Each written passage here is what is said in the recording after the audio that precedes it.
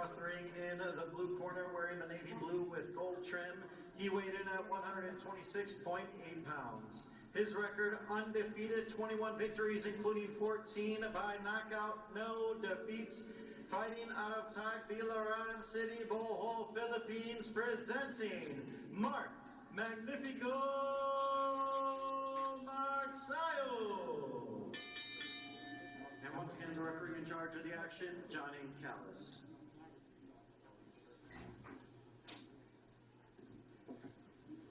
Pablo, Mark, you received your instruction in the dressing room. I want you to protect yourself at all times, but above all, obey my commands at all times. First command is right now, touch him up. When the bell rings, come out and box. Good luck.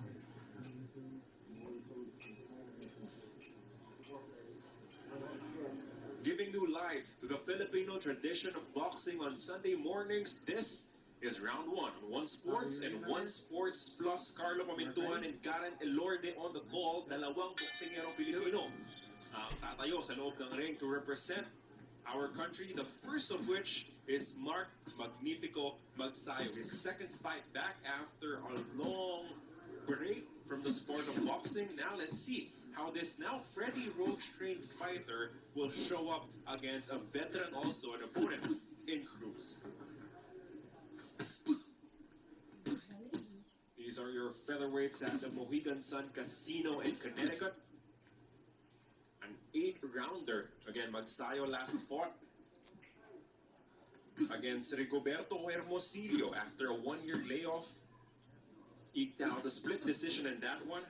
100-90, 96-94. And then one of the judges scoring it 96-94 for his opponent, Hermosillo. It was a surprisingly tough battle for Magsayo during his return, Garrett. Yeah, so his last fight against Hermosillo, we saw how aggressive he was, pero medyo matibay talaga yung nakalaban niya. It ended up with a split decision.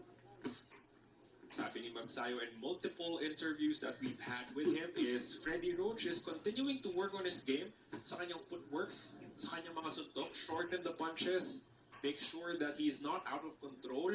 What do you want to see from him sa pag-uumpisa ng laban? Well, dito sa start pa lang, mapapansin natin na very patient si Magsayo. Talagang tinatansya na mabuti itong kalaban niya. And you can see his feet, very balanced siya at saka hindi siya flat-footed. His opponent, Pablo Cruz, has a decent record of 21 wins, 3 talo. Kaso hindi gaanong mabigat yung suntok nito with only 6 knockouts in his 21 wins. So at least, in terms of power, you don't have to worry too much kung ikaw si Magsayo. Yes. Well, hindi pa rin pwede maging complacent. And as you can see, he's very tactical right now. He's very smart na nagbibigay siya enough space to attack and move back. Pablo Cruz wearing the lighter blue shade. Abang dark blue naman ang suot itong si Magsayo. Cruz last fought in January 30 of 2021. Unanimous decision verdict against Jose Luis Caterol. Another issue with him is he has never fought more than an 8-rounder. Kaya itong si Magsayo bumaba rin to an 8-round after fighting a 10-rounder in his last fight. You can see Magsayo still trying to measure out the distance. Sinusukat pa talaga kung ano yung distansyang kailangan niya para mapatamaan itong kalaban niya.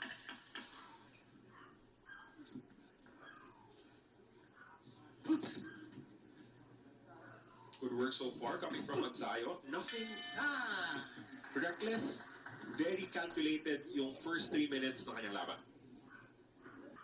Why is it important to establish your jab early in the fight? Well, for Magsayo, knowing him as a fighter, mapapansin mo yung jab talaga niya, mas ginagamit niya na. And pag makita mo nang lumabas yung right hand niya, yun na, alam mo nang he's gonna go for that kill. Pero itong pag ginagamit pa lang niya yung jab niya, he's still trying to measure up and see kung anong strength meron tong si Pablo Cruz.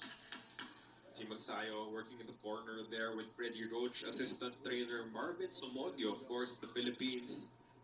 Also helping out sa pagsasanay nitong si Magsayo. He has been in the US, hindi na ito umuwi, no, since he last fought, since picking up that victory. So a lot of training, a lot of teaching coming from Freddie Roach should really help out Magsayo towards this next chapter of his career. It's a really good combination coming from Magsayo, no? Body, head, yung combination niya, binitawan niya doon.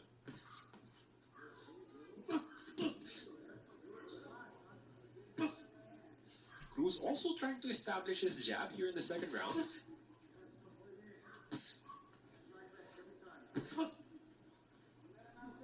Magsayo still not launching a lot of power punches, missing wildly with that hook.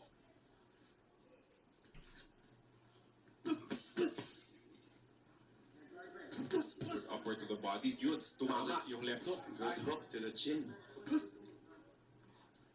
Actually, it is some sort of an issue para dito right hand. And I think that's scary for him right now na naramdaman niya yun, yung power ni Mark Magsayo. So far, Magsayo keeping it very clean. Ayaw magpatama halos. Dito kay Pablo Cruz. And this plays into what Freddie Roach wants to mold him as.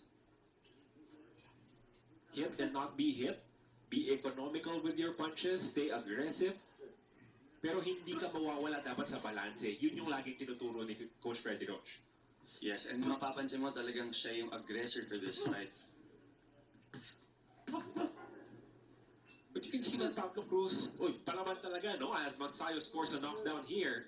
3, 4, Referee John Calles 7. reaches the 8th count. I think he's okay. Mas mas gulat siguro yung nagdala ng knockdown na yun. His feet weren't set. Yes. Pero nakatikim na nga rin siya nitong power ni Mark Magsayo. Definitely a good knockdown. Like what you said, yun nga yung weakness niya, yung chin niya, and dun siya natamaan ni Mark Magsayo. Let's see how Cruz tries to recover from that initial knockdown. So this is 10-8 round so far for Mark Magsayo, which should be good for his confidence as well. He was not looking for the kill, pero malinis talaga yung napatama niya causing that knockdown. He's still very patient right now. Ayaw niya masyado nga maging reckless kahit na napapaksak niya na to si Cruz. Oh, nice uppercut. 2 uppercuts landing for Magsayo.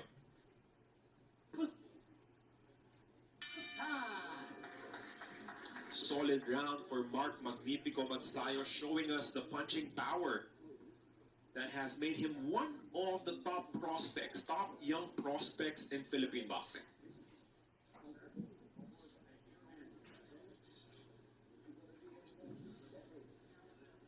You can see the corner nitong si Pablo Cruz already working on him. Let's see that knockdown one more time. It was just a jab that floored itong si Magsayo, as this fight is brought to you by Big Boss Cement. Green is good. And that was your gorilla punch of the round. A jab scoring the knockdown for Magsayo. Garian, how do you recover mentally from being floored like that? Well, he did a very good job recovering from that knockdown. Nakita mo naman he stood up. Hindi niya pinakita na knockdown siya. Talagang ayaw niyang pakita na saktan siya. And that mentally for your opponent is good. Ay, bad pala for Mark. Oh, that hook once again landing flush.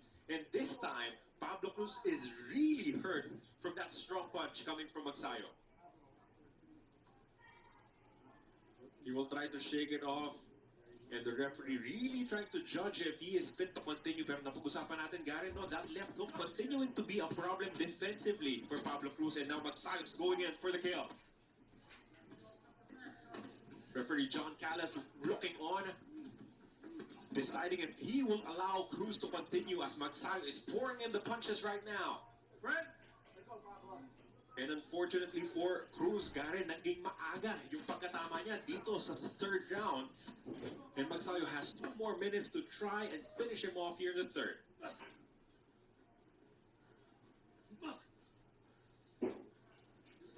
But as we also discussed earlier, hindi pilit yung magiging atake ni Magsayo. Even if he has Cruz hurt, he is not being reckless with his punches.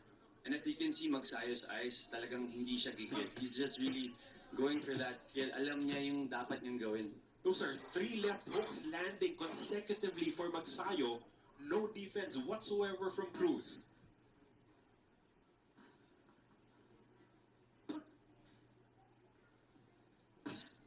at this point, he'll have to stick that right hand near his chin para protektahan yan because that has been a huge opening, a huge hole in his defense.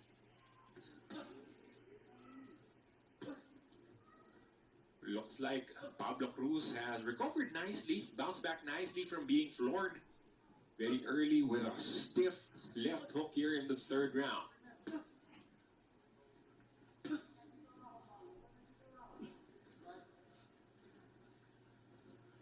Magsayo very patient, looking for his openings. Pero aggressor pa rin. Itong si Pablo Cruz still moving forward, still, chasing. Itong si Magsayo, even if he has already hit the canvas twice in this fight.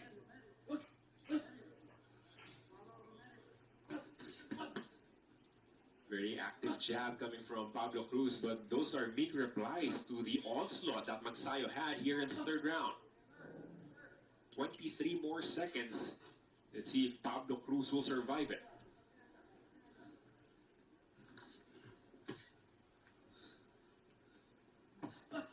Another nice stiff jab landing right in the face of Cruz.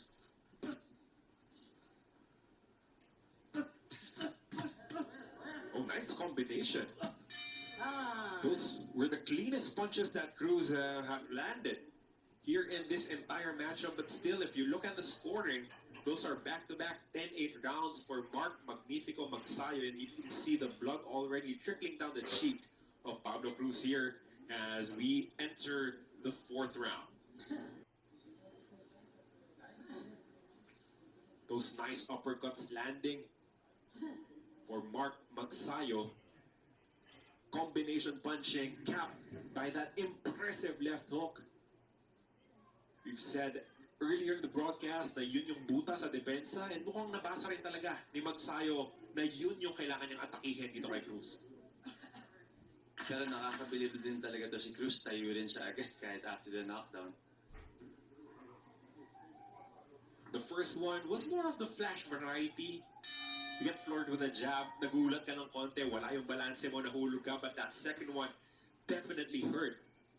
Itong si Pablo Cruz, as we said earlier, only one knockout loss in his entire career. So you know na matibay din itong si Cruz. Let's see how Magsayo tries to build on that success that he had in the third. Kaya rin impressive din yung mga binibitawang uppercuts itong si Magsayo this time. Yes, yun yung mga papansin natin naging parang additional na-train niya for double uppercuts, triple hooks, at lahat yun pasok at effective. Kita mo na yung pisngi, yung tinatamaan ng left hook. Oh, another right this time, and itong si referee John Callas rescues Pablo Cruz from further beating. He has seen enough. Mark Magnifico Magsayo with a walk-off knockout victory here in the fourth round. What a performance coming from Magsayo. We were talking about it earlier. His first fight back from a year off, you can see the ring rust. But now, you can see the old version of Magsayo in terms of aggression, in